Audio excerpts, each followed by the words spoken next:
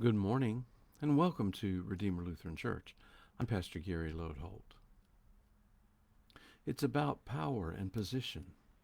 The use of church office or position to increase personal wealth and power, or more specifically, the attempt to purchase or buy church office, is called simony. It's named after an obscure short little story in Acts about a man named Simon Magus. This week we have been exploring together some rather obscure bad guys in the Bible, but I suppose Simon isn't that obscure if he's got a word named after him. And if we are honest, there were some in the church during the Middle Ages that were certainly guilty of simony.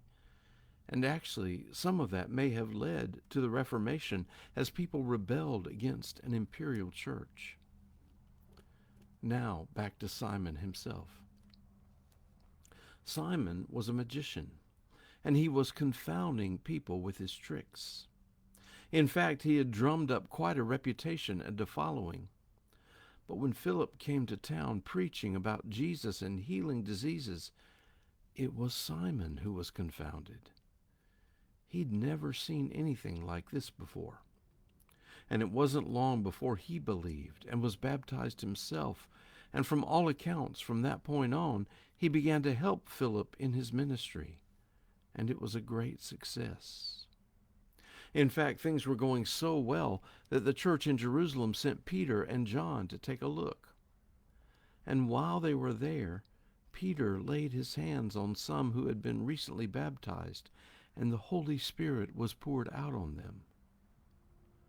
When Simon Magus saw that, he wanted it too. Not the Holy Spirit, he wanted the power to give it. And so he offered Peter money to tell him how to do it, like it was some fancy new trick you could get down at the magic shop. And right there is where we see ourselves once again. Far too often we treat the power of God as if it's some sort of magic too, like we're casting some kind of spell with an incantation.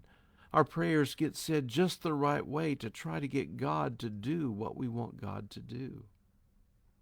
Our will be done. Or maybe if we use the special paper prayer blanket we got in the mail and put it under our beds like the letter said to do, God will act and our financial worries will be over. Our will be done. Or if we repost that Facebook post that promises to get God to act in a certain way or to bless us, our will be done. Or maybe if we repeat the words over and over, saying our prayer a certain number of times, like Santa Claus, God will answer with what we want. Our will be done. That's what magic is. The attempt to get supernatural forces to do your will. Faith is when you submit your will to God's.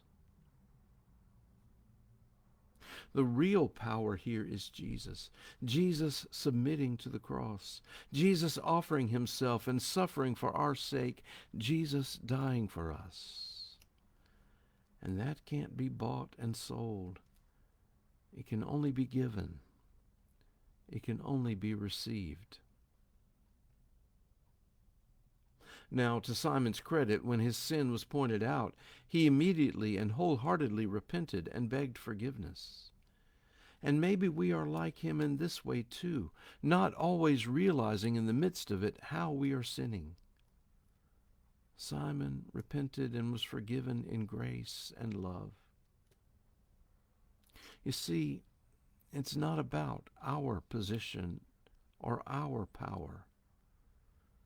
It's about Christ's position on a cross. It's about servanthood. It's about the power of his sacrifice. Jesus dies for you. It's not a trick. is not an illusion. It's real. It's grace. It's love. Thanks for watching, and remember to let this day belong to God.